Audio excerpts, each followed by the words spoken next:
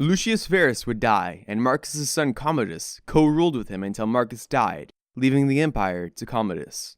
Commodus was 18 when he became sole ruler of the Roman Empire.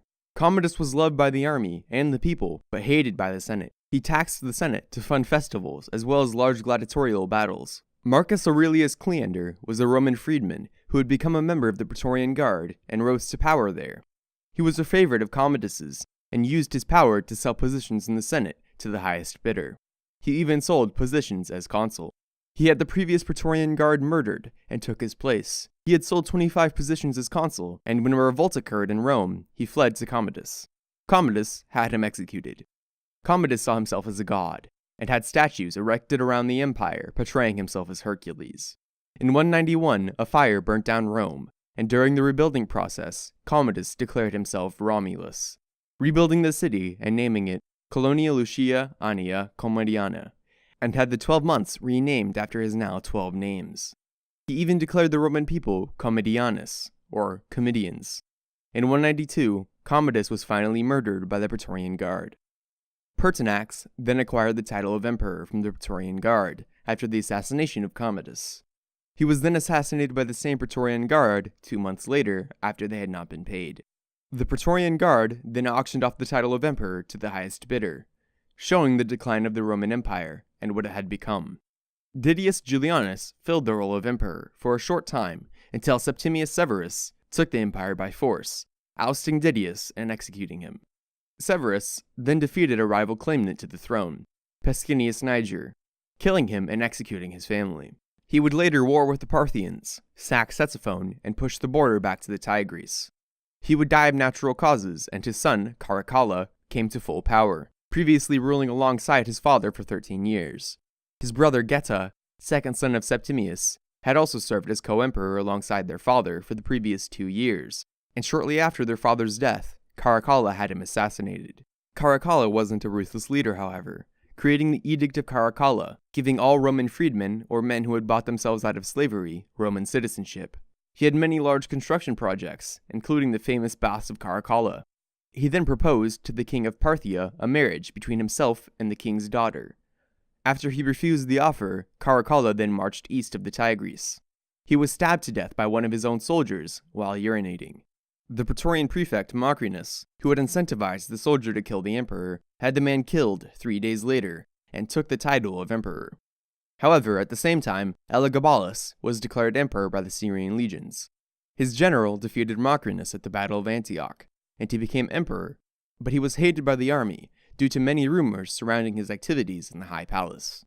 He was murdered by the Praetorian Guard 3 years into his reign. Severus Alexander, another cousin of Caracalla's, then came into power. He saw the rise of the Sassanid Empire to the east, and confronted the growing empire.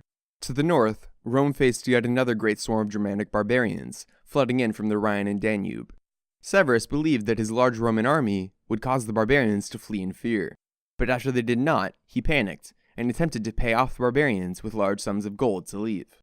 The army had grown tired of his weakness, and had him assassinated, replacing him with Maximinus Thrax, a powerful, strong man of plebeian Thracian birth. He controlled the empire with an iron fist, having those he suspected of having ties to Severus executed without a second thought. He conquered large swaths of Germanic lands, defeating tribe after tribe, while to the south, a man from Rome's old enemy created a new enemy for him to face. The governor of what was once Carthage, Marcus Antonius Gordianus Semprianus, or Gordian I, and his son, Gordian II, had been proclaimed co-emperors by the legions stationed there. The Senate, growing to hate the heavy-handed rule of Maximinus, decided to proclaim the men emperors.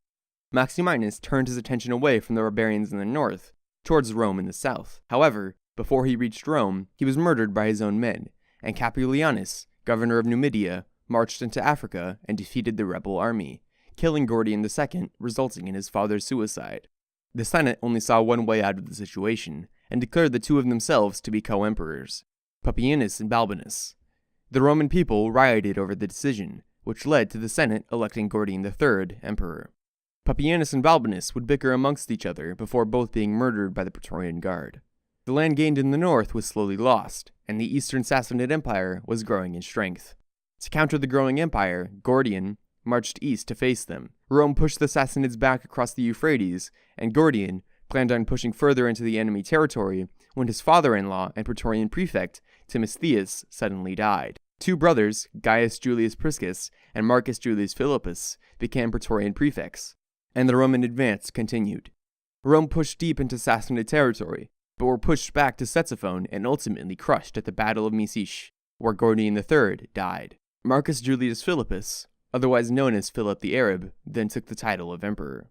However, the economic crisis caused by the rule of Maximinus was tearing Rome apart. Philip increased taxes across the empire and stopped paying the Germanic tribes in the north to remain peaceful. The Germanic tribe, known as the Carpi, invaded after not receiving tribute.